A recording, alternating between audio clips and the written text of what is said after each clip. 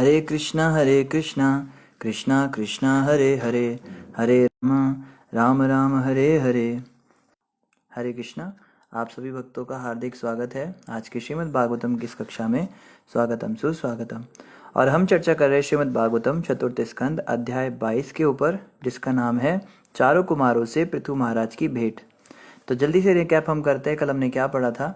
हम पढ़ रहे थे कि पृथु महाराज जब बैठे हुए थे अपने प्रजाजनों को बहुत सुंदर उपदेश दे रहे थे, तो उसी समय पे चारों कुमार वहाँ पे प्रकट हुए और चारों कुमारों के प्रकट होते ही पृथु महाराज ने उनकी स्तुति करी। स्तुति के साथ ही वो साधु वैष्णवों की बहुत सुंदर महिमा का भी गान करने लगे और ऐसा करते करते अब जो है वो भगवान की भक्ति का भी गान कर रहे हैं, भगवान की महिमा का गुणगान करने लगे। तो इसी श्रृंखला में आइए आज हम पढ़ेंगे श्रीमद् भागवतम चतुर्थ स्कंद अध्याय 22 और श्लोक संख्या 34 से हम प्रारंभ करेंगे। तो यहाँ पे कहा जा रहा है, जो अज्ञान के सागर को पार करने की प्रबल इच्छा रखते हैं उन्हें कभी भी तमोगुण के साथ साथ नहीं जुड़ना चाहिए, क्योंकि सुखवादी कार्य धर्म अर्थ काम तथा मोक्ष के मार्ग में अत्यंत बाधक हैं। तो जैसे कि हमने कल भी चर्चा की थी कि धर्म अर्थ काम और मोक्ष ये उन व्यक्तियों को नहीं मिल सकते जो तमोगुणी होते हैं या तमोगुणी व्यक्तियों का संग करते हैं। तो भक्तों को चाहिए कि तमोगुण से दूर ही रहें। चारों पुरुषार्थों अर्थात धर्म अर्थ काम तथा मोक्ष में से मोक्ष को अत्यंत गंभीरता पूर्वक ग्रहण करना चाहिए। अन्य तीन तो प्रकृति के कठोर नियम अर्थात काल मृत्यु द्वारा नाशवान हैं।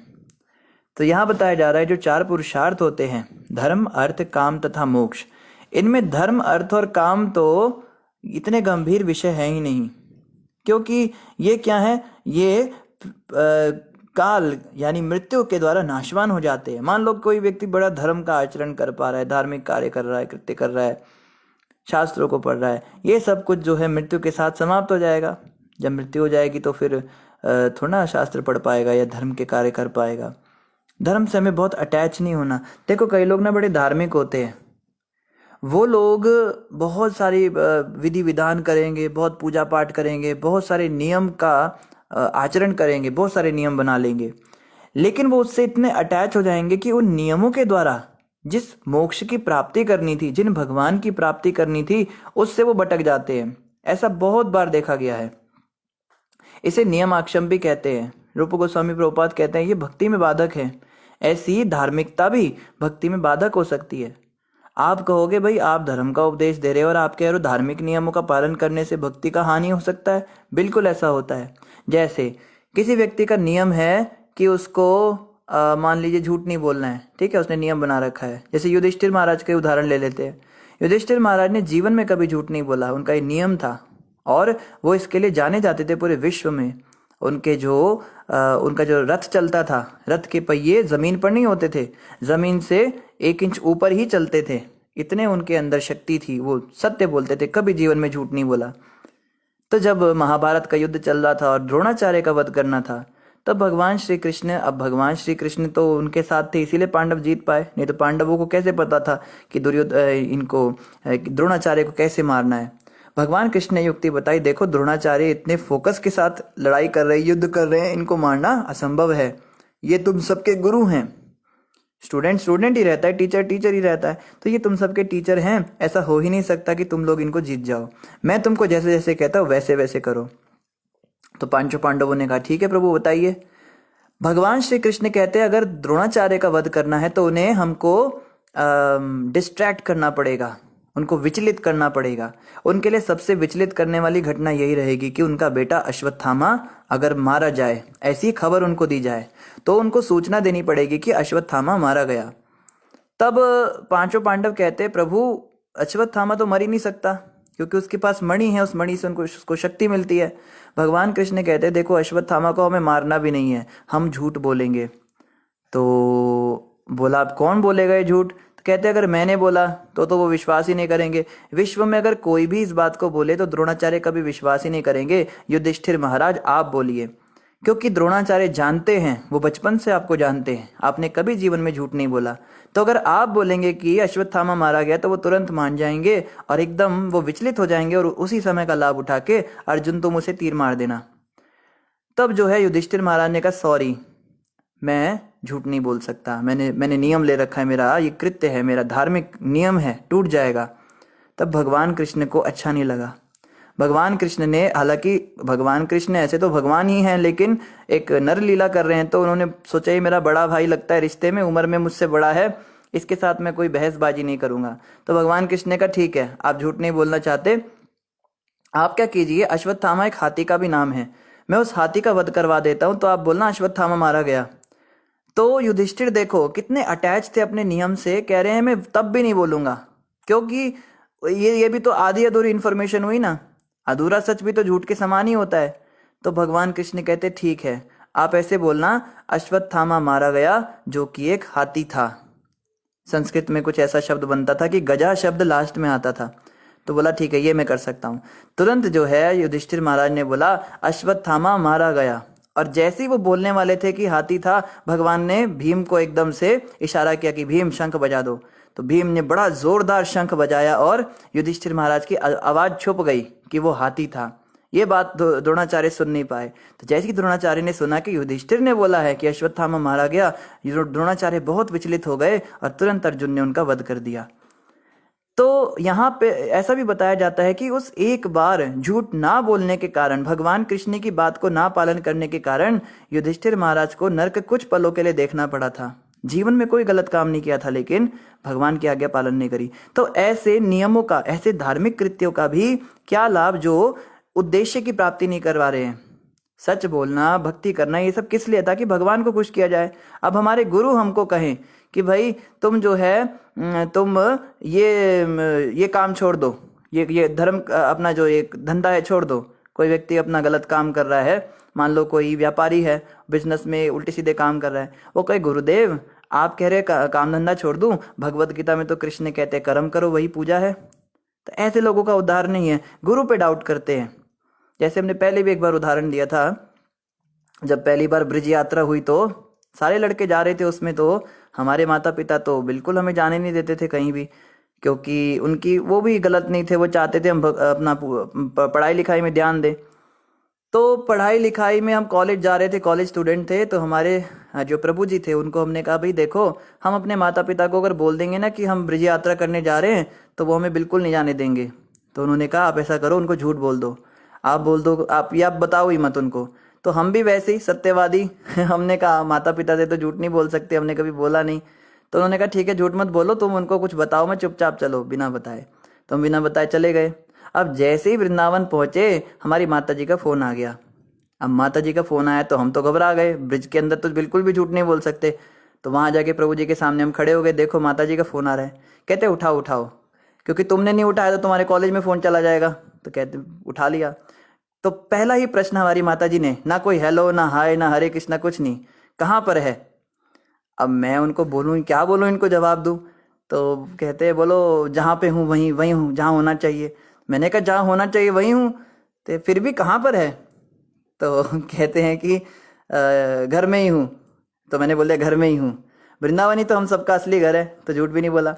तो कहती हैं कि अच्छा कॉलेज नहीं गया। तो मैंने कहा नहीं कॉलेज नहीं गया।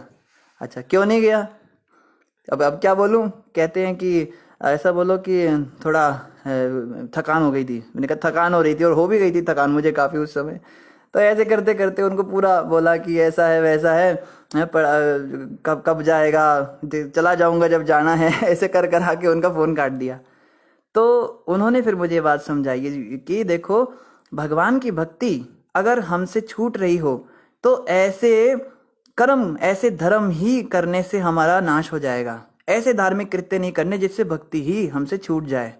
झूठ बोलना या फिर गलत इन्फॉर्मेशन देना, ये सब अगर हमारी भक्ति को बढ़ाता है और हम गुरु की आज्ञा के अनुसार करते हैं तो इसमें कोई गलती नहीं है। जैसे बताया शास्त्रों के अंदर, माता पिता को छोड़ना ये बहुत बड़ा पाप है। बूढ़े माता पिता को बेसहारा छोड़ देना ये बहुत बड़ा पाप है। बहुत पाप लगता है ऐसे व्यक्ति को जो अपने माता पिता को बेसहारा छोड़ देता है। क्योंकि उन्होंने जीवन भर आपको पाला, आपको बड़ा किया, और आप उनके साथ ही ऐसा कैसे कर सकते हो? जो बच्चे विदेशों में चले जाते हैं, माँ बाप के साथ ऐसा करते हैं, बहुत पाप लगता है उन्हें। लेकिन अगर गुरु की आज्ञा के अनुसार, शास्त्रों के निर्देश के अनुसार ऐसा किया जाए, घर छोड़कर अगर हम भक्ति करते हैं मुकुंद की, हम घर छोड़कर मंदिर जाते हैं और जन कल्याण के लिए, परमार्थ के लिए अपना गृह त्याग करते हैं, 2 माँ बाप को छोड़कर हम 100 माँ बाप का जीवन में उजियारा ला सकते हैं, उनको ज्ञान दे सकते हैं, तो ऐसा करने से ही भक्ति आगे बढ़ती है। ऐसा जो पाप है यही पुण्य बन जाता है। ये भक्त की सही डेफिनेशन है। तो धर्म भी वही वाला हमें पालन करना होता है जिससे हमारी भक्ति आगे बढ़ती है। जिन नियमों से भक्ति आगे नहीं बढ़ती, ऐसे जो धर्म के आचरण हैं, ये करने वाले इसी संसार में फंसे रह जाते हैं। ये अटैच हो जाते हैं अपने कृत्यों से। जैसे कोई व्यक्ति दान बहुत देना चाहता है, उसको दान देने का बड़ा शौक है, जहां भी किसी को देखता है खूब दान देता है, तो उसको बोलो भैया पात्र सुपात्र तो देखा करो, तुम जिसको पैसा दे रहे हो ये व्यक्ति आगे जाके शराब पीता है, मैंने अपनी आंखों से देखा। वो बोले हमें कुछ नहीं पता, हमें तो बस देना आता है। अच्छा, शराब पिए मांस खाए उससे क्या मतलब, वो दिए जा रहा है तो क्या होगा, उसके पैसों से वो शराब पी रहा है तो उसको पाप लगेगा, नर्क में जाएगा वो व्यक्ति भी। तो धर्म का पालन भी हमें सोच समझ के करना होता है। एक अन्य उदाहरण दिया जाता है कि द्रौपदी माता की सभा में सभी लोग अपने अपने धर्म का पालन कर रहे थे। अगर देखा जाए तो 5 पांडव बिके हुए थे, वो तो दास बन चुके थे। दास का धर्म होता है अपने स्वामी के सामने कुछ नहीं बोलना, तो वो चुपचाप देखते रहे। राजा जो थे, राजा तो धर्म से अंधे पहले से ही थे, वो पुत्र मोह में थे, तो वो भी कुछ नहीं बोल रहे थे। इवन भीष्म पितामह अच्छी तरह जानते थे कि मुझे अभी तुरंत रोकना चाहिए इस सभा को, द्रौपदी का जो वस्त्र हरण हो रहा है ये सही नहीं है। लेकिन भीष्म पितामह का क्या धर्म था, उन्होंने प्रतिज्ञा ले रखी थी राज सिंहासन पर जो भी होगा मैं उसके खिलाफ कभी कुछ नहीं बोलूंगा, तो वो भी धर्म से बंधे हुए थे। द्रोणाचार्य, कृपाचार्य, इन्होंने भी यही प्रतिज्ञा ले रखी थी कि कुल धर्म यही है कि जो राजा है उसकी आज्ञा के अनुसार सब काम होगा। अब राजा ही चुप बैठा है, तो वास्तव में देखा जाए तो ये सब धर्म का ही पालन कर रहे थे, अपने अपने धर्म का। लेकिन ये लोग क्या कर रहे थे, धर्म के नाम पर अधर्म कर रहे थे। भगवान श्री कृष्ण ने कहा जितने तुम सभा में बैठे हो ना, तुम सबको मरना होगा। एक स्त्री की लाज तुम बचा नहीं पा रहे हो, धर्म के नाम पर तुम ये काम कर रहे हो, तो ऐसा धर्म किस काम का, तुम सबको। भगवान कृष्ण ने इवन अर्जुन को भी कहा कि अर्जुन मैंने तो उसी दिन इन सबको मार दिया था जिस दिन द्रौपदी की सभा में, चीरहरण सभा में सब चुपचाप बैठे थे। अभी तो केवल तुम निमित्त बनोगे, निमित्त मात्र भव्य सब साची, तुम तो निमित्त बन रहे हो, मारा तो मैंने है इन सबको। तो भगवान कृष्ण जो हैं ऐसे धर्म का के आचरण को पसंद नहीं करते जो वास्तव में अधर्म होता है। तो वास्तव में कौन से नियम पालन करने, क्या करना है, कब कैसे करना है, समय काल परिस्थिति के अनुसार, ये बहुत एक्सपर्ट गाइडेंस में हमको सीखना पड़ता है। इसलिए कहते हैं गुरु निर्देशन में रह के या किसी सीनियर डिवोटी के गाइडेंस में रह के हमें हर काम करना होता है। हम ये नहीं कह सकते कि प्रभु जी हमने उस कथा में सुना था इसलिए तब से हम ऐसा करने लगे, या हमने ये शास्त्र में पढ़ा था तो हम ऐसा करते हैं, या ये बात तो सभी को पता है तो हम ये चीज करते हैं। हो सकता है कि वो चीज सही हो, लेकिन हो सकता है वही जो सही चीज है उसको करने से हमारी भक्ति और नीचे गिर जाए।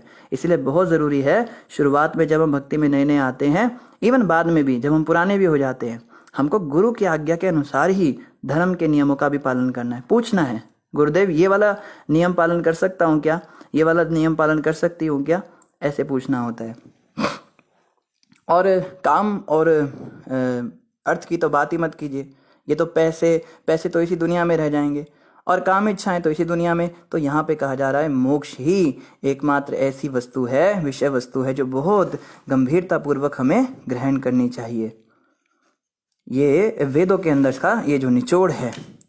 आगे कह रहे हम उच्चतर जीवन की विभिन्न अवस्थाओं को जीवन की निम्नतर अवस्थाओं से अलग करते हुए वरदान स्वरूप ग्रहण करते हैं, किंतु हमें स्मरण रखना चाहिए कि इस प्रकार के भेदभाव भौतिक प्रकृति के गुणों की अन्योन्य क्रिया के प्रसंग में ही विद्यमान रहते हैं।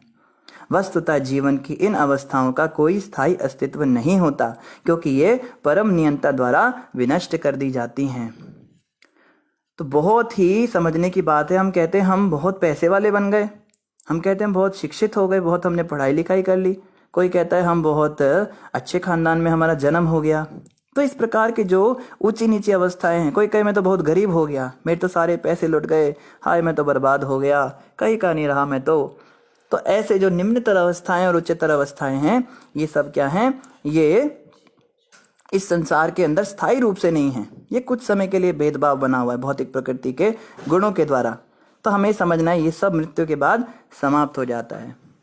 जैसे कभी आप शमशान घाट पे जाओ या फिर आप कोई क्रिया देखो, तो अमीर आदमी का जो चिता जल रहा है वो भी सेम टू सेम होता है, और गरीब आदमी की जो चिता जल रही है वो भी सेम टू सेम होती है। कोई व्यक्ति बहुत पढ़ा लिखा था, MA PhD स्कॉलर था, उसकी भी चिता वैसी ही होती है, और जो अंगूठा छापता उसकी चिता भी वैसी होती है। मरने के बाद जो राख की ढेरी हम बन जाते हैं वो तो सब एक जैसे ही होते हैं ना। तो मृत्यु के बाद में ये सारी की सारी जो भेदभाव हैं ये समाप्त हो जाते हैं।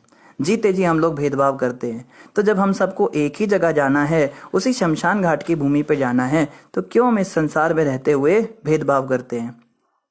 ऐसा तो नहीं होता ना कि मरने के बाद में जो ये वाला व्यक्ति है इसकी चिता में कोई AC लगेगा, और उसकी चिता में जो है वो मरने के बाद यमदूतों के पास गाड़ी लेके अपनी जा सकता है। मरने के बाद क्या ले जा सकते हैं हम? जैसे इजिप्शियन कल्चर में क्या होता था, जो मम्मीज होते थे, मम्मी कहते हैं उनको, मम्मी, वो पट्टियों से लपेट देते थे उनको। तो उनको क्या करते थे, जैसे एक थे टूटनकामन, जिनका बाद में नाम टूटनकाटन था, टूटनकामन पड़ गया था। तो वो जो थे वो बहुत बड़े राजा थे, और जब वो मरे थे तो उनके साथ में बहुत सारा सोना चांदी, बहुत सारा शहद, खाने पीने का सामान, बहुत सारी पेंटिंग, गेम्स जो भी उस समय पे होते थे, वो सब दबाए गए ज़मीन के अंदर, और उनको मम्मी बना के ताबूत में लिटा दिया गया, और बहुत सारा सामान उनके साथ रख दिया गया। तो उन लोगों की ये सोच थी कि हमारे राजा जी जो हैं अब ये यात्रा करने जा रहे हैं। चलो इतना तो उनको बुद्धि थी कि मरने के बाद कहीं और जाना होता है, लेकिन इन बेवकूफ़ों को ये नहीं पता था कि ये जो सामान इनके साथ हम भेज रहे हैं ये इनके साथ जा नहीं सकता। उन्होंने तो बहुत सब कुछ सामान इकट्ठा करके उनके साथ रखा कि अगले जन्म में उनको काम आ जाए। पर क्या हुआ, लगभग 2,500-3 हज़ार साल के बाद में इन आर्कियोलॉजिस्ट ने वो खोदा, तो उनके ताबूत के अंदर वो सारा का सारा सोना चांदी हीरे मोती सबके सब वैसे के वैसे निकल गए, और टूटनकाटन की बॉडी भी निकल गई, लेकिन टूटनकाटन तो नहीं निकला। तो कहने का मतलब ये है, ये सारी की सारी जो चीज़ें हैं ये यहीं पे रह जाएंगी। तो इन भौतिक चीज़ों का गुमान नहीं करना, इन उच्चतर और निम्नतर अवस्थाओं पे हमें बहुत ज़्यादा अहंकारी नहीं हो जाना चाहिए। आगे यहाँ पे कह रहे हैं, सनत कुमार ने राजा को उपदेश दिया, अतः हे राजा पृथु, उन भगवान को समझने का प्रयास करो जो प्रत्येक हृदय में प्रत्येक जीव के साथ निवास कर रहे हैं, चाहे वह चर हो या अचर। प्रत्येक जीव स्थूल भौतिक शरीर से तथा प्राण एवं बुद्धि से निर्मित सूक्ष्म शरीर से पूर्णतया आवृत है। तो सनत कुमार जी कहते हैं, राजन, जब आपको ये बात समझ में आ ही गई कि पैसा, गाड़ी, घर, बंगला या बहुत नेम फेम, बहुत पढ़ाई लिखाई, ये सब कुछ नश्वर है, तो शाश्वत वस्तु क्या है? अगला प्रश्न ये उठा ना। तो मैं कहता हूँ शाश्वत वस्तु वही परमात्मा है जो हम सबके हृदय में बैठे हैं, आपके हृदय में, मेरे हृदय में, इवन चर अचर जगत में सबके अंदर बैठे हैं। चाहे पेड़ पौधा है, चाहे कीड़ा है, मकोड़ा है, सांप छिपकली, सबके हृदय में वो बैठे हैं। तो आपको चाहिए आप उनके विषय में समझिए, उनके विषय में सोच विचार कीजिए।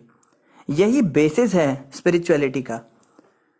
हम कहते हैं कि हम तो गरीबों को खिलाएंगे, हम तो हॉस्पिटल बनाएंगे, हम तो ये करेंगे वो करेंगे, पूजा पाठ करके क्या फ़ायदा?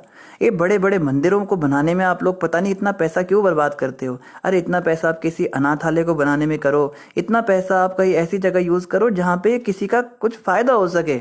ये क्या बड़े मंदिर बना दिए, मत पत्थर की मूर्ति के लिए इतना सब खाना पीना लगा रहे हो उसके आगे, और दूध से उसको नहला रहे हो, सब वेस्टेज कर रहे हो आप।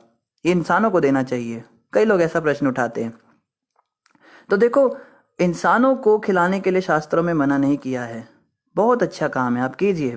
विद्यालय भी बनाइए, आप अनाथ आश्रम भी बनाइए, आप भोजन भी कराइए, उसके लिए कोई मनाही नहीं, और कराना चाहिए। लेकिन भगवान का जो कोटा है, जो भगवान के धार्मिक कृत्यों का कोटा है, वहीं से क्यों आप ये पैसा निकालना चाहते हो? आप ये पैसा अपनी उन मल्टीप्लेक्स मूवीज में जब जाकर बर्बाद करते हो, वहां से क्यों नहीं निकालते? आप जब शराब की दुकानों में जा जाके इतनी महंगी महंगी शराबें पीते हो, आप जो एक शादी, छोटी सी शादी कर रहे हो, क्या शादी का मतलब होता है? लड़का लड़की आपस में शादी करके रहेंगे, गृहस्थ जीवन बसाएंगे, इसमें इतना ज़्यादा पैसा क्यों बर्बाद करना? 50 लाख की शादी, 60 लाख की शादी, 1 करोड़ की शादी, इतनी बड़ी बड़ी दुनिया भर का देखो कितना ये लगाते हैं, टेंट लगाते हैं और इतना लाइटिंग करते हैं, कितना खर्चा होता है, फ्लावर डेकोरेशन करते हैं केवल एक रात के दिखावे के लिए। तो वहां से क्यों नहीं आप वो पैसा गरीबों को खिलाने की सोचते हो? हैं? गरीबों की याद तभी क्यों आती है जब भगवान की बात आती है। समस्या ये है, गरीबों को कोई खिलाना नहीं चाहता। लोग चाहते हैं मंदिर और भगवान को हटाओ, धार्मिक कृत्य बंद करो, क्योंकि इस धर्म ने हमें इंद्र तृप्ति करने से रोका हुआ है। ये धर्म ही है जो हमें शराब नहीं पीने देता, ये धर्म ही है जो हमें मांसाहार नहीं करने देता, ये धर्म ही है जो हमें व्यभिचार नहीं करने देता। ये प्रोपेगेंडा है उन नास्तिक लोगों का जो धर्म को समाप्त करना चाहते हैं, धर्म का सफाया करना चाहते हैं। ऐसे लोग ऐसी बातें करते हैं। और जो व्यक्ति कहते हैं भाई मंदिर बना के क्या फायदा, तो देखो जब ये मंदिर बनते हैं, ये सब चीजें बनती हैं, तो वहां पे आत्मा के उत्थान की बात होती है। आप अगर कोई भी आश्रम बनाओ, कोई भी हॉस्पिटल बनाओ, तो व्यक्ति के शारीरिक आवश्यकताओं को पूरा कर सकते हो, लेकिन मृत्यु के बाद वो कितने भयावह परिस्थिति में जाने वाला है, नरक के अंदर वो जलेगा, उसकी इतनी बुरी हालत होगी, वो आप देख नहीं पा रहे हो। उससे बचाने के लिए मंदिर बनाए जाते हैं। प्रभुपाद जी कहते थे, our temples are institutions, we are teaching the science of soul, the science of God here. Prabhupada ji कहते थे हमने मंदिर बनाए हैं, ये विद्यालय हैं, ये विश्वविद्यालय हैं, आप लोग आइए और भगवान के बारे में जानिए, आत्मा परमात्मा के विषय में जानिए। बहुत ही सुंदर प्रश्न किया प्रभुपाद जी ने एक बार। एक बहुत बड़ी विश्व की यूनिवर्सिटी है, जहाँ तक हमें स्मरण है वो मैसेच्यूसेट्स यूनिवर्सिटी थी। तो वहाँ असेंबली लगी हुई थी, सारे के सारे बच्चे, सारे प्रोफेसर्स, टीचर सब खड़े हुए थे असेंबली में। प्रभुपाद जी ने एक प्रश्न किया, ओपन चैलेंज। और देखो प्रभुपाद जी एक संत थे, भारत से गए हुए, और विदेश के अंदर बहुत बड़ी यूनिवर्सिटी के अंदर जहाँ इतने पढ़े लिखे लोग हैं, उनको प्रभुपाद जी ने एक प्रश्न किया, what is the difference between a live body and a dead body? आप लोग मुझे ये बताओ कि एक मरे हुए व्यक्ति में और एक जीवित व्यक्ति में क्या अंतर है? तो सारे प्रोफेसर्स, बच्चे सब सोच में पड़ गए कि क्या अंतर है। अगर हम कहीं किडनी नहीं है तो किडनी तो दोनों में है, हम कहीं ब्रेन नहीं है तो ब्रेन भी दोनों में है, हम कहें कि कोई ऑर्गन, किसी ऑर्गन की कमी नहीं, सारे के सारे ऑर्गन्स उसके अंदर हैं। तो प्रभुपाद जी कहते हैं वो क्या चीज थी जो जीवित व्यक्ति से निकल गई और वो मृत हो गया? सब कुछ तो उसमें है। तब एक कन्या ने बोला कि मरे हुए व्यक्ति में आत्मा नहीं है। तो प्रभुपाद जी ने कहा, where is the department to teach about that soul? आपके इतने बड़े विश्वविद्यालय में दुनिया के सारे डिपार्टमेंट्स हैं, सब कुछ आप पढ़ाते हो, तो आत्मा के विषय में पढ़ाने वाला डिपार्टमेंट कहाँ है? प्रभुपाद जी कहते हैं आत्मा ज्यादा आवश्यक हुई या शरीर ज्यादा आवश्यक हुआ? शरीर तो पड़ा हुआ है अभी भी, लेकिन आत्मा ही उसमें से निकल गई तो वो मर गया। तो आत्मा ज्यादा इंपॉर्टेंट हुई या शरीर? तो सब कहते हैं आत्मा ही इंपॉर्टेंट हुई। कहते कहाँ है उसको पढ़ाने का आपका डिपार्टमेंट? तब सब के सब हक्के बक्के रह गए, ये संत जो हैं ये क्या बोल गए? तो वहां पे भगवत गीता बतौर पढ़ाने के लिए एक पूरा डिपार्टमेंट बना। और आप सबको जान के हैरानी होगी, वहां बड़े बड़े बच्चे पीएचडी करते हैं। वो अंग्रेजों के बच्चे भगवत गीता के एक एक श्लोक के ऊपर पीएचडी कर रहे हैं, उसको पढ़ते हैं, बट स्क्रूटिनाइजिंगली उसको पढ़ते हैं भगवत गीता को। इवन हार्वर्ड यूनिवर्सिटी, ये मैसेच्यूसेट्स यूनिवर्सिटी, ऑक्सफोर्ड यूनिवर्सिटी, विश्व की जितनी बड़ी बड़ी यूनिवर्सिटीज है, यहाँ पे भगवत गीता बतौर एक सब्जेक्ट के रूप में पढ़ाई जाती है, द साइंस ऑफ सोल के नाम से। और हम लोग कहते हैं ये गीता तो मेरी दादी अम्मा पढ़ती है, वो बुढ़ी हो गई है, वो पाठ करती है हमारे घर में। हम लोग इतने ज्यादा घर की मुर्गी दाल बराबर करने वाले लोग हैं, इसीलिए हमारा सब मडिया मेट हो गया, सारा कल्चर बर्बाद हो गया। वो अंग्रेज लोग हमारे वेदों को पढ़ पढ़ के अपने कंप्यूटर साइंस के अंदर संस्कृत को डाल रहे हैं। नासा के साइंटिस्ट जो है उस पर रिसर्चेस कर रहे हैं, उसके थ्रू बहुत सारे नई नई बातों को पता कर रहे हैं। और हम लोग कहते हैं ये तो अंधविश्वास है। कहाँ आप 21वीं सदी के लोग, कहाँ ये पुरानी पुरानी बातें करते हो? वेद शास्त्र, गीता, भागवत, रामायण किसने देखा क्या हुआ था? कैसी दुर्गति है इन लोगों की, क्या बोला जाए इनको। बड़ा गुस्सा आता है जब कोई ऐसी बात बोलता है। तो बात ये चल रही है कि आध्यात्मिकता की क्या आवश्यकता है। मंदिरों की यही आवश्यकता है कि शरीर की आवश्यकताओं की पूर्ति करने के लिए तो हम बहुत जगह धन लगाते हैं, हमें अपने धन का उपयोग करना है जहाँ पे आत्मा की आवश्यकता की पूर्ति हो, जहाँ आत्मा के विषय में हमें सिखाया जाए। इसीलिए मंदिर बनाने बहुत आवश्यक है। और आगे यहाँ पे कहा जा रहा है, भगवान इस शरीर के भीतर कारण तथा कार्य के एकाएक रूप में अपने को प्रकट करते हैं, किंतु जो विवेक रस्सी में सर्प के भ्रम को दूर करने वाला है, यदि उससे किसी ने माया को पार कर लिया है तो वही यह समझ सकता है कि परमात्मा भौतिक सृष्टि के परे हैं और शुद्ध अंतरंगा शक्ति में स्थित हैं।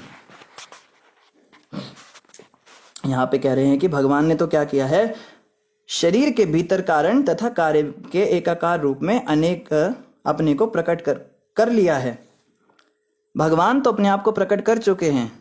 इस शरीर के अंदर भी जितने कार्य चल रहे सब भगवान की शक्ति से चल रहे हैं। इस शरीर के बाहर भी जितनी हवाएं चल रही हैं, सूर्य हमेशा अपने समय पे आ रहे हैं, चंद्रमा अपना समय पे घटते बढ़ते रहते हैं, सब समय पे मौसम हो रहा है, ये सब भी तो भगवान का ही चमत्कार है। अंधा व्यक्ति कैसे देखेगा? अंधे को नहीं दिखेगा, जो देखने वाला व्यक्ति होगा वो देख पाएगा। भगवान नहीं होते तो कैसे होता? आप पेड़ की जड़ों में पानी डालते हो और वो पानी ऊपर पत्तों में पहुंच जाता है। अब यहाँ पे गुरुत्वाकर्षण शक्ति कहाँ गई? न्यूटन्स लॉ ऑफ ग्रेविटेशन यहाँ पे क्यों नहीं काम करता? वो पानी नीचे से ऊपर क्या मोटर लगा रखी है क्या पेड़ के अंदर? और इतने ऊंचे ऊंचे बांस के पेड़ आप देखो, इतने उतने ऊंचे होते हैं, तो कैसे वहां पे पानी जा रहा है? कौन ले जा रहा है उसको? आप दुनिया भर की बातें बोलते हो, ऐसा होता है वैसा होता है, कौन कर रहा है ये सब काम? इवन समुद्र के ऊपर जो पानी होता है वो पानी हवा में जाके स्टोर होता है ऊपर, और वहां पे बादल बनते हैं, और बादल जो हैं वो पानी को इकट्ठा करते हैं। क्या कभी ऐसा होता है कि कोई टैंक में हम पानी भरे और वो हवा में लटका दे? हम कभी नहीं कर सकते। और एक बादल में इतना पानी होता है कि 10,000 हाथी भीग जाएं एक साथ, इतना पानी उसके अंदर होता है। और वो वहां से लेके और पूरा का पूरा पूरे विश्व के अंदर भ्रमण करते हैं, हर जगह पे जाके सप्लाई करते हैं उसकी। अगर हमें बोल दिया जाए पूरे विश्व में आप सप्लाई करो पानी की, तो हम तो बस पाइपें और मोटर ही लगाते रह जाएंगे। कैसे हो रहा है ये सब? और अगर बादल फटे तो पूरा के पूरा गांव डूब जाए, लेकिन सुंदर सुंदर बूंदे बूंदे करके बरसता है। इतना ज्यादा साइंस है। तो भगवान अगर नहीं है तो कैसे हो रहा है ये सब? और उसके बाद क्या होता है? अब देखो, टैंक खाली हो गया तो टैंक को हम कहाँ फेंकते हैं? हमारा देखो, हमारा ये ड्रेनेज सिस्टम बड़ा बेकार है। हम गार्बेज को जहाँ फेंकते हैं वहीं पे पॉल्यूशन कर देते हैं। भगवान के टैंक ऐसे होते हैं, बारिश बरसने के बाद टैंक भी गायब हो जाते हैं, हवा में ही मिल जाते हैं। इसको कहते हैं 100% यूटिलिटी प्रिंसिपल। ये साइंस में पढ़ाया जाता है। तो भगवान जो है 100% यूटिलिटी करते हैं, पूरा यूटिलाइज कर लेते हैं। तो इन बातों को कैसे हम घटते हुए देख रहे हैं अगर हम भगवान को ही नहीं मानते? भगवान तो निश्चित रूप से हैं, और शरीर के अंदर भी कार्य चल रहा है। हम रोटी खाते हैं पीली और खून बनता है लाल। कैसे होता है ऐसा? लाल रंग तो नहीं है। अब मानो कि कोई दूध भी पी रहा हो तो दूध के अंदर से भी जो रक्त के कण निकलेंगे वो लाल ही होंगे। जब भी हम कोई चीज खाते हैं तो हम कहते हैं इसमें फैट्स बहुत है, इसमें कार्बोहाइड्रेट्स है, इसमें विटामिन हैं। तो कौन है पेट के अंदर जो विटामिन को अलग से निकाल के डाल रहा है, खून अलग से निकाल के वो नर्व्स के अंदर डाल रहा है, खून को इसमें हृदय में डाल रहा है, कार्बोहाइड्रेट्स निकाल के उधर डाल रहा है, कैल्शियम निकाल के हड्डियों में डाल रहा है? कैसे हो रहा है ये सब? क्या कोई लेबोरेटरी के अंदर एक भी साइंटिस्ट ऐसा दिखा दोगे जो रोटी को, उसको रोटी का एक स्पेसिमेन दीजिए, आप बोलिए सर ये रोटी का एक हमारे पास सैंपल है, इसके अंदर से आप कार्बोहाइड्रेट्स, न्यूट्रिएंट्स, फैट्स जरा अलग अलग कर दीजिए मशीनों से? कोई नहीं कर सकता। और हम कहते हैं अपने आप हो रहा है। कुछ भी अपने आप नहीं हो रहा है। लेकिन अंधे को कैसे दिखाई दे? अंधा व्यक्ति नहीं देख पाएगा। तो भगवान ने तो क्या कर दिया है, सब कुछ क्लियरली दिखा दिया है। लेकिन जो व्यक्ति विवेकहीन है और वो रस्सी को सर्प समझ लेता है या सर्प को रस्सी समझ लेता है, कई बार ऐसा होता है ना, अंधेरे में हम रस्सी देखते हैं तो हमें लगता है सांप है हमारे सामने, लेकिन वो होता नहीं है। इसको कहते हैं विवेकहीन व्यक्ति। वो ऐसा करता है, वही व्यक्ति ऐसा भ्रमित हो पाता है और माया से ही आवृत रहता है। भगवान को भौतिक सृष्टि के परे नहीं समझ पाता, शुद्ध अंतरंगा शक्ति में स्थित नहीं होता। और भगवान समस्त भौतिक कल्मश से परे हैं और एकमात्र उन्हीं की शरण में हमें जाना चाहिए। इस सारे संसार से भगवान परे हैं। इस सृष्टि का वो संचालन जरूर करते हैं लेकिन कभी इसमें पार्ट नहीं लेते। ये उनकी महानता है। जैसे कैटलिस्ट होते हैं, हम कैटलिस्ट के बारे में पढ़ते हैं, वो रिएक्शन में भाग लेकर उसके रिएक्शन के रेट को फास्ट कर देते हैं और वापस बाद में बन जाते हैं, उनको कैटलिस्ट कहते हैं। ऐसी भगवान क्या करते हैं, इस सृष्टि के अंदर सारा काम करके और फिर इससे बाहर निकल जाते हैं। तो हमें क्या करना चाहिए, उनकी शरण लेनी चाहिए। क्योंकि भौतिक तत्वों की शरण लेंगे तो क्या होगा, तो नाशवान है, मरने के बाद समाप्त। मोक्ष पे हमें ज्यादा कंसंट्रेट करना चाहिए। जो भक्तजन नित्य ही भगवान के चरण कमलों के अंगुष्ठों की सेवा में रत रहते हैं वे सकाम कर्म की जोर से बंधी गांठ जैसी इच्छाओं को सरलता से लांघ जाते हैं। क्योंकि ऐसा कर पाना दुस्साध्य है, अतः अभक्त जन, ज्ञानी तथा योगी इंद्र तृप्ति की तरंगों को रोकने का प्रयास करके भी ऐसा नहीं कर पाते। अतः तुम्हें आदेश है कि तुम वसुदेव के पुत्र श्री कृष्ण की भक्ति में लग जाओ।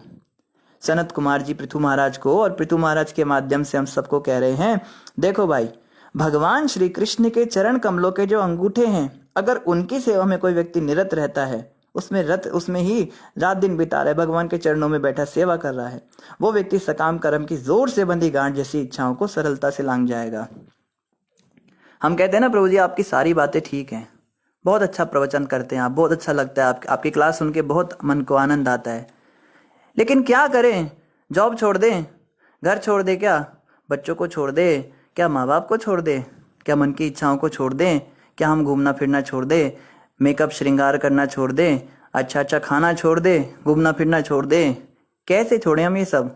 क्लास आप अच्छी देते हो, हमें सुन के बहुत अच्छा लगता है, भागवत सुना रहे हो ना, भागवत का ज्ञान बहुत अच्छा ज्ञान है प्रभु जी, हमने आगे भी 4 लोगों को बताई ये बात, मगर ये बातें प्रैक्टिकल नहीं है। हम अपना काम धंधा कैसे छोड़ दे भाई? हमारे मन में जो इतनी सारी इच्छाएं हैं, जो हमें घर बनाना है या बहुत बड़ा बिजनेस खोलना है, बहुत पैसे कमाने, ये सारी इच्छाएं जाती नहीं है, क्या करें? जा नहीं रही हैं ये। तो यहाँ पे सनत कुमार जी कह रहे हैं, ये नहीं जाएंगी केवल सुनने से, सुनते सुनते बिताते रहो साल, 10 साल 20 साल तक भी कथा सुनते रहो, उसके बाद भी हैं ऐसे ही फंसे रहेंगे जैसे कोल्हू का बैल होता है। तो यहाँ बता रहे हैं, आवश्यकता है भगवान के चरण कमलों की सेवा करनी पड़ेगी। सेवा करो भगवान की। ये नहीं कि प्रभु जी मैं कथा बहुत सुनती हूँ पर सेवा नहीं कर पाती। कथा सुनना होता है ना, मेरे पास टाइम नहीं होता सेवा करने का। अरे तू क्या कथा सुन रही है, तू सेवा ही नहीं करती है। तो सेवा करना बहुत आवश्यक है। सेवा भी 3 प्रकार से होती है, तन से, मन से और धन से। तन से भगवान की सेवा होती है, ठाकुर जी का भोग बनाना, उनका श्रृंगार करना, घर में साफ सफाई करना, धाम की यात्रा करना, वैष्णवों की सेवा करना, शरीर से उनकी सेवा करना, उनको रहने का अवसान देना, है ना। इस प्रकार से हम ये मंदिर बनाने में मदद करना, कोई भी काम जो हम शरीर से कर सके, छोटी से छोटी चीज़ भी सेवा हो जाती है जब हम मंदिर में जाके करते हैं। इवन मंदिर में जाके एक लाइट भी ऑफ करते तो वो भी सेवा होती है। भगवान को एक फूल ही तोड़कर चढ़ा देते तो वो भी सेवा हो जाती है। शरीर से सेवा। फिर मन से सेवा, मन से भगवान को स्मरण करना। और कलयुग में स्मरण करने का रास्ता क्या है? हरे कृष्ण कृष्ण कृष्ण हरे हरे, हरे राम राम राम हरे हरे। इस महामंत्र का जप और कीर्तन जब हम करते हैं तो मन से भगवान की सेवा होती है। और धन से दान देकर भगवान की सेवा होती है। जो व्यक्ति कुछ दान दक्षिणा नहीं करता, बस सोचता है सब कुछ मुझे ही खाना है, मैंने कमाया तो उसको क्यों दूं, मैं सारा खाऊंगा, तो भैया वो व्यक्ति जो है नरकों में ही जाता है।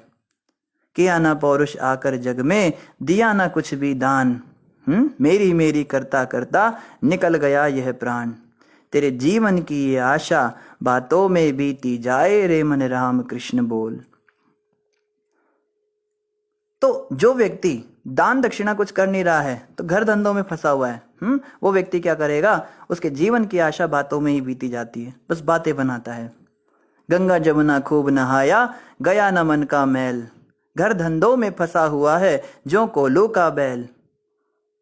तो हम लोग क्या हैं? हम लोग धार्मिक कृत्य तो बहुत करते हैं, मगर घर गृहस्थी में फंसे रहते हैं। इसलिए यहाँ पे सनत कुमार जी कह रहे हैं, बहुत अच्छा है, आप कथा सुनो, शास्त्रों को पढ़ो और सेवा करो, भगवान की सेवा में लग जाओ। बस पैसे जो हैं वो भगवान की सेवा में लगाओ, शरीर को भगवान की सेवा में लगाओ, घर वालों को भगवान की सेवा में लगाओ, अपनी घरवाली को भगवान की सेवा में लगाओ, अपना सब कुछ, अपने मन को भी भगवान की सेवा में लगाओ। अब कोई कहेगा क्यों लगाएं भाई? पूछ सकता है ना। पृथु महाराज ने तो हाँ हाँ कर दिया, लेकिन सनत कुमार जी को पता था कि हम में से कुछ ऐसे भी मूर्ख होंगे, नालायक होंगे, जो कहेंगे क्यों लगाएं, भगवान की सेवा में क्यों लगाएं, हम तो अपना काम करेंगे, पैसा कमाएंगे। तो देखो क्यों, क्योंकि ऐसा कर पाना दुस्साध्य है, अतः अभक्त जन, ज्ञानी तथा योगी इंद्र तृप्ति की तरंगों को रोकने का प्रयास करके भी ऐसा नहीं कर पाते। ऐसा करना बहुत मुश्किल कार्य है, इसलिए ऐसा करो। सकाम कर्म से तुम नहीं निकल सकते। तुम कितने भी योगा क्लासेस अटेंड कर लो, तुम कितनी भी पूजा पाठ मंदिरों में जा जाके कितना भी पैरों को घिस लो, चप्पलों को घिस लो, कितना भी तुम कुछ भी काम कर लो, लेकिन जब तक तुम गोविंद की, वसुदेव के पुत्र श्री कृष्ण की सेवा नहीं करोगे, वासुदेव की सेवा नहीं करोगे, तब तक तुम इन सकाम इच्छाओं से नहीं निकल पाओगे जो दुनिया भर की तुमने इच्छाएं पाल रखी है मन में। इसीलिए क्या कह रहे हैं, अतः तुम्हें आदेश है, मैं तुमसे रिक्वेस्ट नहीं कर रहा हूं राजा, मैं तुमको आदेश दे रहा हूं, इट इज माई ऑर्डर। क्या कि तुम वासुदेव की भक्ति में लग जाओ, भक्ति करो, सेवा करो। गुरु महाराज कहते हैं भक्ति का अर्थ है सेवा, सेवा का अर्थ है भक्ति श्री कृष्ण की। भक्ति का मतलब ये नहीं है कि है मेरे तन में भी राम, मेरे मन में भी राम, रोम रोम में राम समाए। प्रभु जी मेरे तो तन में भी राम है, मन में भी राम है, मुझे जप करने की आवश्यकता ही नहीं। जप क्या करूं, जो मेरे रोम रोम में समाया है उसको तो बस, वो तो मेरे मन में मेरा छैल छबीला बसा हुआ है, उसकी बड़ी मधुर सी सूरत देख देख के तो मेरा मन मुग्ध हो जाता है। उसको बोलो माता जी थोड़ा माला कर लिया करो, माला फाला नहीं मैं करती हूँ, ये सब तो दिखावा होता है। बाहर प्रभु जी आप फिर देखो, आप ना, आप जो है थोड़ा सा अंतर्मुखी हो, आप लोग बहिर्मुखी होते हो, आप दिखावा बहुत ज्यादा करते हो। अंदर जाओ, अंदर के पट खोलो, हैं अंदर उसका दर्शन करो गिरधर का। मैं तो बस दिन रात उसकी ही दासी बन के रहती हूँ। और अगले दिन वो दासी किसी शादी की पार्टी में दिखती है और सहेलियों के साथ ठाके लगा लगा के हंस रही है। उसको बोलो माता जी आप तो कहते हैं आपके मन में भी राम, तन में भी राम। कहती हाँ सारी सृष्टि राम की है, राम की शादी हो रही है, राम की शादी में हंस रही हूँ मैं, सब राम है। ऐसी ऐसी बातें करते हैं लोग, बेवकूफ़ बनाते हैं। वो हमें बेवकूफ़ नहीं बना रहे, वो खुद को ही बेवकूफ़ बना रहे हैं। जब मरने के बाद यमदूत आएंगे ना सामने, तब उसके सामने नहीं चलेगी तुम्हारी बात। वो कहेंगे चलो जी अब हमारे अंदर तुम राम का दर्शन करो, तुम्हें राम के पास ले जाते हैं, चलो हैं राम, यम राम के पास ले जाते। ऐसा हो जाता है फिर। तो ये बड़ी बड़ी बातें नहीं मारनी होती हैं, हमको क्या करना है, शारीरिक रूप से सेवा करनी है। भक्ति का अर्थ है सेवा। जो व्यक्ति सेवा नहीं कर रहा है भगवान की, जो नाम सेवा नहीं कर रहा है, जो धाम सेवा नहीं कर रहा, जो साधु सेवा नहीं कर रहा है, जो आश्रम में सेवा नहीं कर रहा है, वो व्यक्ति कहे मैं तो बहुत भक्ति करती हूँ, मैं तो बहुत भक्ति करता हूँ, मेरे मन में तो बस कृष्ण कृष्ण बसे हुए हैं मेरे मन में कृष्ण ही कृष्ण हैं। तो ऐसे कहने से कुछ नहीं होगा, ये केवल सिंपली लिप सर्विस होती है। आगे कह रहे अज्ञान के सागर को पार करना अत्यंत कठिन है, क्योंकि उसमें अनेक भयानक मगरमच्छ भरे पड़े हैं। यहाँ पे कह रहे हैं एक अज्ञान का जो सागर है इसको पार करना बहुत कठिन है, क्योंकि इसमें मगरमच्छ हैं। मानो किसी समुद्र को हमें पार करना हो और उसमें बहुत सारे मगरमच्छ हों, तो कैसे पार करेंगे। जो भक्त नहीं हैं वे इस समुद्र को पार करने के लिए कठिन तपस्या करते हैं, किंतु हम तुम्हारे लिए बता रहे हैं कि तुम एकमात्र भगवान के चरण कमलों का आश्रय लो। वे समुद्र को पार करने के लिए नाव के समान हैं। यद्यपि सागर को लांघना कठिन है, किंतु भगवान के चरण कमलों की शरण ग्रहण करके तुम सभी संकटों को पार कर जाओगे। बहुत ही सुंदर बात बता रहे हैं। देखो हमने पहले भी डिस्कस किया था कि संतों के पास शॉर्टकट्स होते हैं, हर चीज का एक लंबा रास्ता होता है, एक शॉर्टकट होता है। तो यहाँ बता रहे हैं कि जो अभक्त लोग हैं वो इस समुद्र को पार करने के लिए बहुत मेहनत करते हैं। तो वो क्या करते हैं, वो तैराकी सीखेंगे, कुछ भी सीखेंगे, कितनी भी तपस्या करें, मगरमच्छों से भरा समुद्र है भाई। समुद्र को तुम वैसे ही तैर के पार नहीं कर सकते हो। और तुम क्या सोचते हो, तुम मगरमच्छों से बच जाओगे। अगर मान लो कोई छोटी मोटी नाव भी ले जाओ तो मगरमच्छ तुम्हारी नाव को भी खा जाएंगे और तुम्हें भी खा जाएंगे। लेकिन भक्तों के पास क्या फायदा होता है, भक्त लोग भगवान को समर्पित हो जाते हैं और भगवान एक विशाल नौका के समान उनके लिए बन जाते हैं और वो उस नौका में बैठ जाते हैं और कोई टेंशन नहीं। उनको इतना भी नहीं पता कि लेफ्ट जाना है या राइट जाना है, भगवान खुद ही उनको ले जाते हैं और पूरा का पूरा समुद्र पार कर देते हैं। ये बहुत बड़ा फायदा है। इसीलिए ना मुझे भक्ति मार्ग बहुत पसंद है।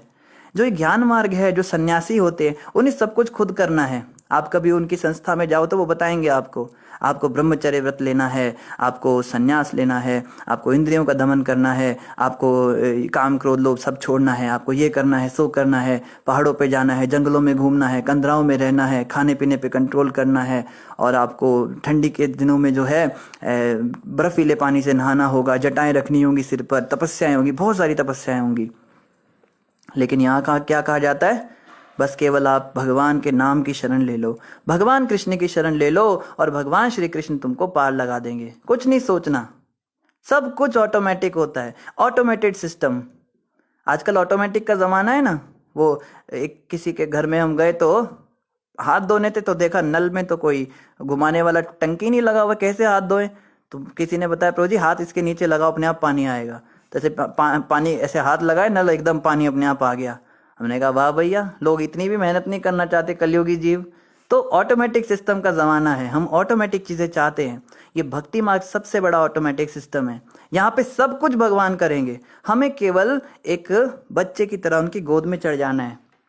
जैसे एक बहुत ही सुंदर उदाहरण हम सब ने देखा है, मान लीजिए आप लोकल ट्रेन में हैं और लोकल ट्रेन भी, उसमें भी जनरल डिब्बा, चालू डिब्बा जिसको कहते हैं, उसके अंदर बैठे हैं और वहां पे आप क्या नज़ारा देखते हो, खचाखच लोग भरे हुए हैं, इतने बुरी तरह फंसे हुए हैं और लोग जो हैं दरवाजे पे भी बैठे हुए हैं, बैठे हुए भी और खड़े हुए भी हैं, और बाहर से बहुत सारी भीड़ अंदर आने की कोशिश कर रही है पर अंदर जगह ही नहीं है।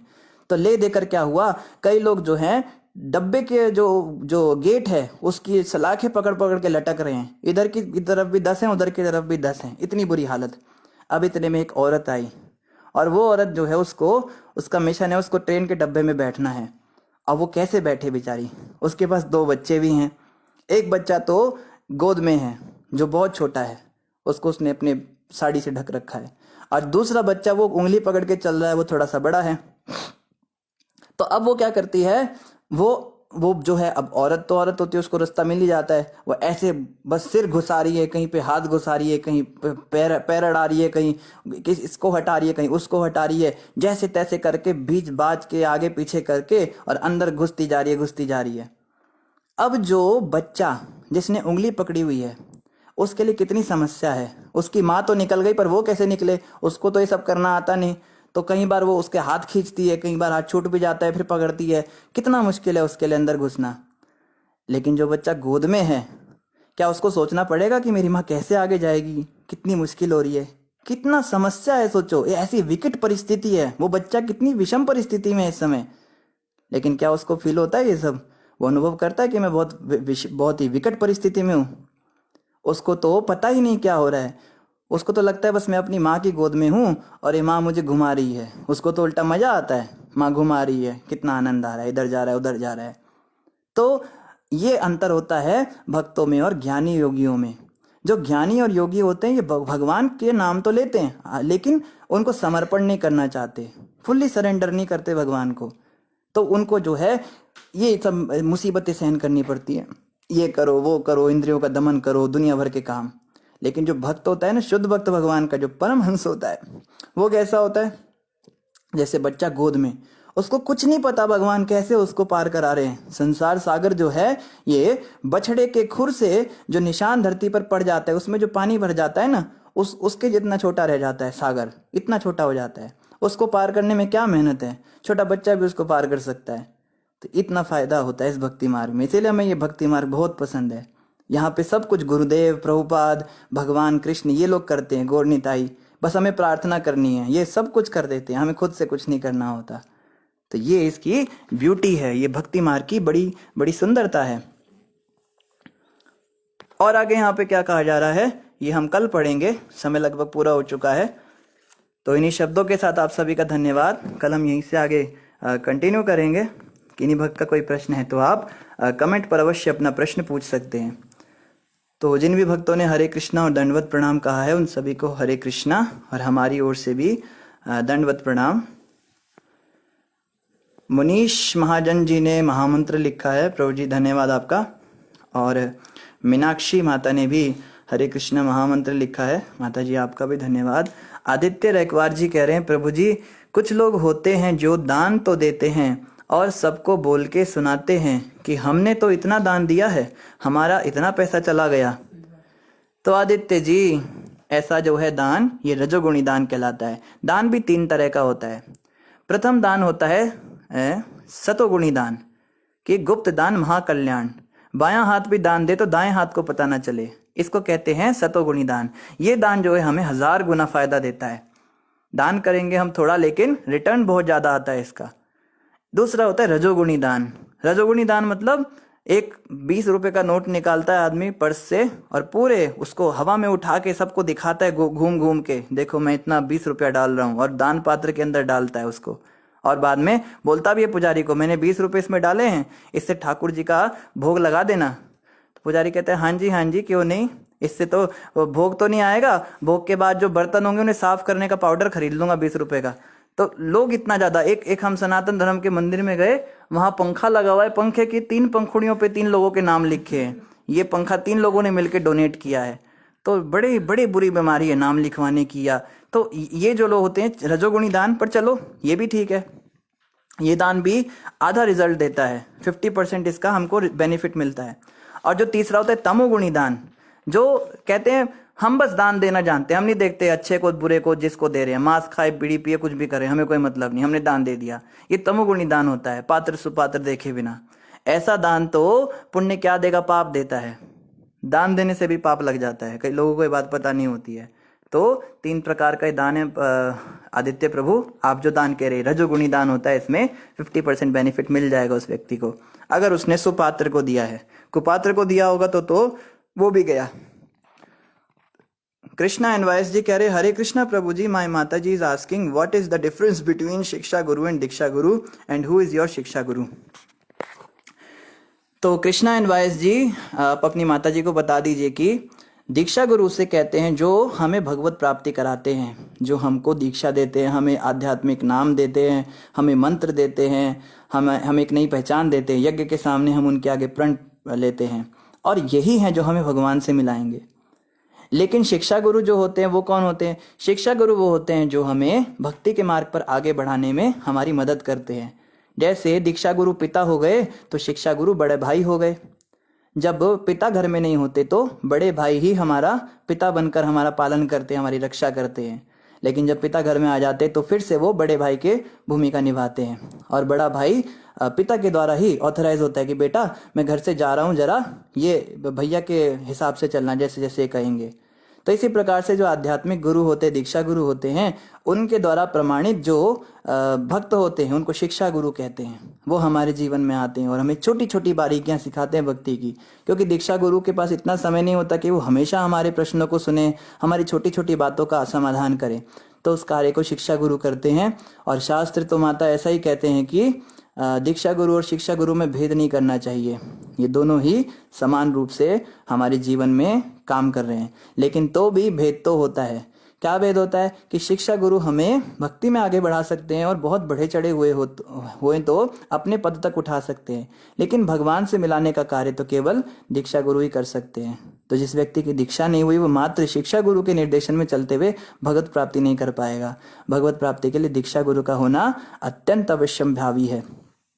और आपने दूसरा प्रश्न किया कि हमारे शिक्षा गुरु कौन है, तो हमारे जीवन में बहुत सारे शिक्षा गुरु हुए हैं। तो अभी जो फिलहाल जिनसे हम बहुत ज़्यादा अटैच हैं, जिनसे हम गाइडेंस ले रहे हैं, उनका नाम है हिज ग्रेस इंदिरानुज प्रभु जी, जो इस्कॉन अमृतसर के प्रेसिडेंट हैं फिलहाल। तो उनसे हम हर चीज़ की गाइडेंस लेते हैं, छोटी छोटी बारीकियाँ वो हमको सिखाते हैं। तो शिक्षा गुरु जो हैं कई हो सकते हैं, शास्त्र कहते हैं जो भी हमें भक्ति में आगे बढ़ाते हैं वो हमारे शिक्षा गुरु बन जाते हैं। ठीक है माता। और कृष्णा जी आपको समझ में आया? रुचि बंसल माता कहती है राधे कृष्णा राधा कृष्णा कृष्णा कृष्णा राधे राधे, राधे श्याम श्याम श्याम राधे राधे। धन्यवाद रुचि जी, आपने बहुत सुंदर मंत्र दिया। अशोक सपोलिया जी कह रहे हैं आज कृपा करके एक भजन सुना दीजिए, मुझे अपनी शरण में ले लो श्याम। अशोक जी बहुत माफ़ी मांगना चाहेंगे, ये वाला भजन हमें नहीं आता। मुझे अपनी शरण में ले लो राम तो सुना था, श्याम क्षमा कीजिए, आप कोई और भजन की रिक्वेस्ट कर लीजिए, ये हमको आता नहीं।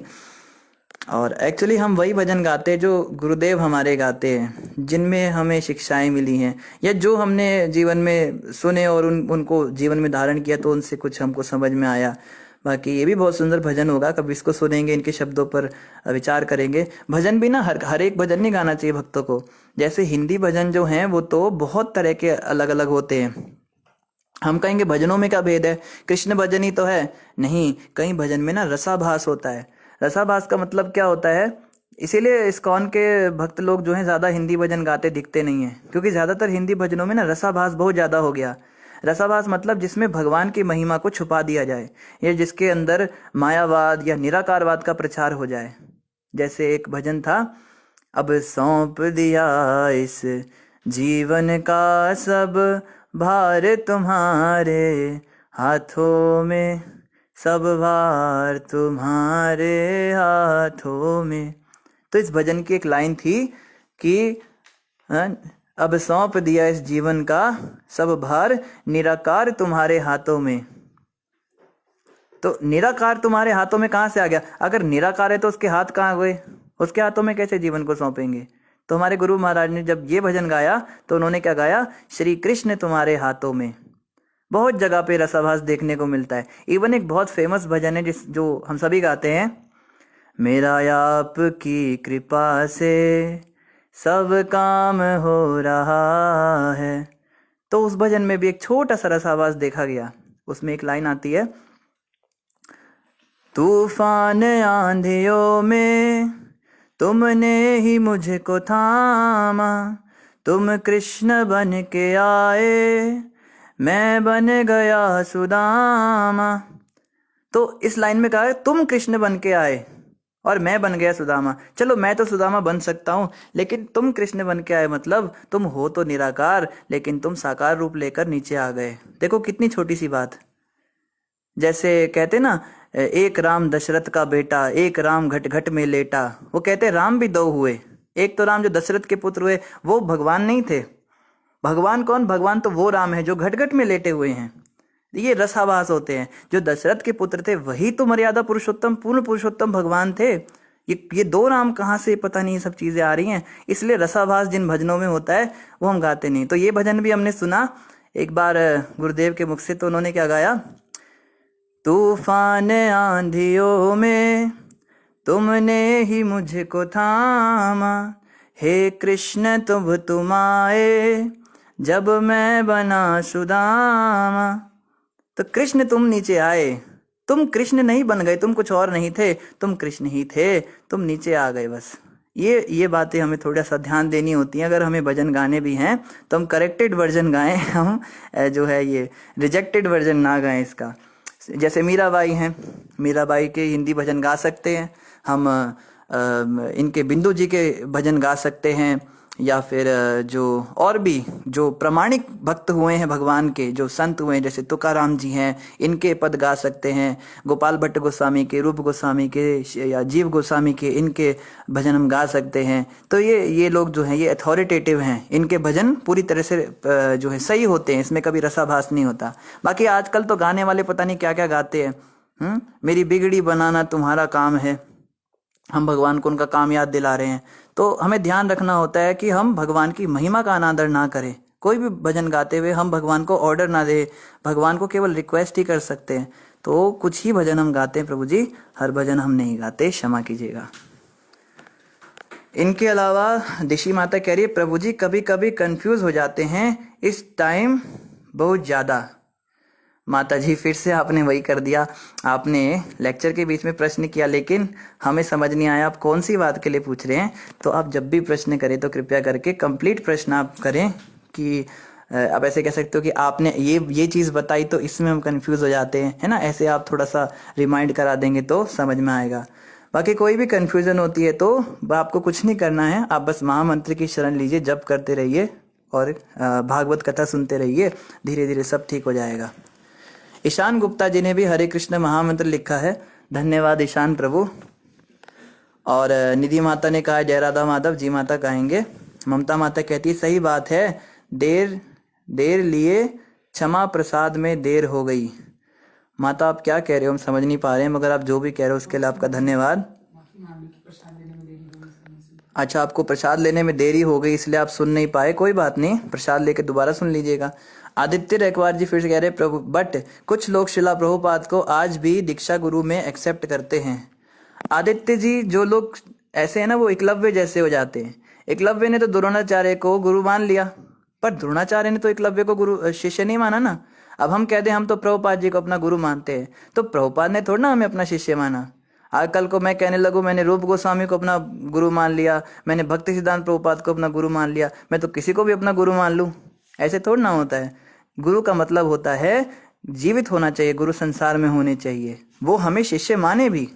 जैसे एकलव्य के साथ हुआ ना कि द्रोणाचार्य ने कहा भाई किससे तुमने ये शिक्षा ली, कहता है आपका ही मैंने एक आपकी मूर्ति बना रखी है, मैं उसी की पूजा करता हूँ, आप ही से इंस्पिरेशन लेकर मैंने सब सीखा। तो बोला द्रोणाचार्य ने ठीक है तो अब गुरु दक्षिणा दो। तो गुरु दक्षिणा में अंगूठा ही मांग लिया उसका। वो तीर चलाता था ना बहुत अच्छे, तो वही बंद करा दिया। तो जबरदस्ती जो गुरु बनाते हैं ऐसे कि हम तो उनको गुरु मानते हैं। दीक्षा जब तक हमारी नहीं हुई, गुरु के हाथ से हमें माला नहीं मिली, उन्होंने हमें स्वीकार नहीं किया, तब तक हम इस बात की निश्चितता नहीं कर सकते कि उन गुरु ने हमें स्वीकार किया है। तो ये बात बिल्कुल मानने नहीं होगी आदित्य जी कि हमने प्रभुपाद जी को गुरु मान लिया, आपके मानने से क्या होता है। प्रभुपाद जी कहेंगे मैंने तेरे को शिष्य नहीं माना, जा तू, तो फिर क्या कर लोगे, यमदूती पकड़ने आएंगे ना। इंद्र कुमार जी भी हरे कृष्ण महामंत्र लिख रहे हैं, धन्यवाद। आदित्य जी कह रहे Shri Vaishnavas used to initiate directly from Sripada Ramanujacharya. Aditya ji इस विषय में हमें पता करना पड़ेगा कि श्री संप्रदाय में रामानुजाचार्य से सीधा दीक्षा मिलती है, हमने तो कभी सुना नहीं ऐसा, हम एक बार पता करना पड़ेगा इस विषय में, हम आपको कह नहीं सकते। बाकी हमारे संप्रदाय में तो ऐसा नहीं होता, गौड़ीय वैष्णव संप्रदाय में तो आज तक किसी आचार्य ने ऐसा किया नहीं कि किसी ऐसे गुरु से दीक्षा ले ली जो है ही नहीं संसार में और बस बोल दिया कि हम उनके शिष्य हैं, ऐसा तो आज तक कभी हुआ नहीं। वैकुंठ प्रभु ने गुरु महाराज के आज के प्रवचन का लिंक भेजा है, धन्यवाद वैकुंठ प्रभु। आप सभी कृपया करके महाराज जी का प्रवचन अवश्य सुनिए। ममता माता कहती है हरे कृष्णा पूरा सुनाओ। ममता माता भजन नहीं सुना रहे थे, हम आपको बता रहे थे कहाँ कहाँ पे गलतियाँ होती हैं, धन्यवाद आपका, आपने पसंद किया। अशोक जी कह रहे बहुत ही उत्तम प्रभु जी, धन्यवाद अशोक जी, आप बात को समझे। और संगीता माता कहती नाइस वॉइस प्रभु जी, पंचांग प्रणाम, धन्यवाद माता जी आपका भी। और ठीक है, वैकुंठ जी कह रहे हैं हरि बोल कुछ तो बोल, हरि बोल कुछ तो बोल, क्या बोले वैकुंठ प्रभु, अच्छा जय राधा माधव बोलने के लिए कह रहे हैं क्या, ठीक है। इन्हीं शब्दों के साथ आप सभी का धन्यवाद। ग्रंथराज श्रीमद् भागवतम महापुराण की जय, जगत गुरु श्रील प्रभुपाद की जय, गौर भक्त वृंद की जय। तो अभी हम जय राधा माधव गाएंगे और लास्ट प्रश्न हम ले रहे हैं, उसके बाद जय राधा माधव गाएंगे। मनीष परिहार जी कह रहे प्रभु जी धाम गए हुए गुरु शिक्षा गुरु हो सकते हैं ना। जी मनीष जी, शिक्षा गुरु हो सकते हैं। हमारे जितने भी वैष्णव आचार्य हुए हैं ये सब हमारे बाय डिफॉल्ट शिक्षा गुरु हैं। प्रभुपाद जी हमारे सबसे बड़े शिक्षा गुरु हैं, क्योंकि प्रभुपाद जी के कारण ही आज हम इस भक्ति मार्ग में जुड़ पाए। तो निश्चित रूप से उनको शिक्षा गुरु तो मान सकते हैं, लेकिन दीक्षा गुरु नहीं मान सकते। धन्यवाद मनीष प्रभु, आप आए, आप रोज आए। जय राधा माधव कुंज बिहारी, गोपी जना वल्लभा गिरिवर धारी, यशोदानंदन ब्रज जन रंजन, यशोदानंदन ब्रज जन रंजन, यमुना तेरा वनचारी, यमुना तेरा वनचारी। जय राधा माधव कुंज बिहारी, जय राधा माधव कुंज बिहारी। हरे कृष्णा कृष्णा कृष्णा हरे हरे, हरे रामा राम राम हरे हरे। वैकुंठ प्रभु कह रहे हैं ओहे वैष्णव ठाकुर सुना दीजिए। प्रभु जी समय तो बहुत ज़्यादा हो गया, पर आपने कहा है तो आपको सुना देते हैं। ओहे वैष्णव ठाकुर दयार सागर, इदा से करुणा करी, दिया पद छाया सदा है आमाए, तोमार चरण धरी। छाया वेगदामी छाया दोष शोधी, छाया गुना देहो दासे, छाया सत्संग देहो हे आमारे, बस छी संगेर आसे। वैष्णव ठाकुर दयार सागर, एदा से करुणा करी। कृष्णा से तोमार कृष्णा दीते पार, तोमार शक्ति आछे। आमी तो कंगाल कृष्णा कृष्णा बोली, धाई तव पाछे पाछे ओ हे वैष्णव ठाकुर दयार सागर ए दासे करुणा करी ए दासे करुणा करी। धन्यवाद वैकुंठ प्रभु। इसका अर्थ हम नहीं बताएंगे क्योंकि समय हो चुका है। आप में से जो वक्त अर्थ जानना चाहें तो वो वैष्णव सॉन्ग बुक एक आती है, उसको पढ़ सकते हैं। ये बहुत ही सुंदर प्रार्थना लिखी गई है वैष्णव आचार्य के द्वारा। इंटरनेट पे भी आपको इसका अनुवाद मिल सकता है, बहुत ही सुंदर अनुवाद है। इस भजन का नाम है ओहे वैष्णव ठाकुर। ठीक है, आप सभी का धन्यवाद। हरे कृष्ण, दंडवत प्रणाम।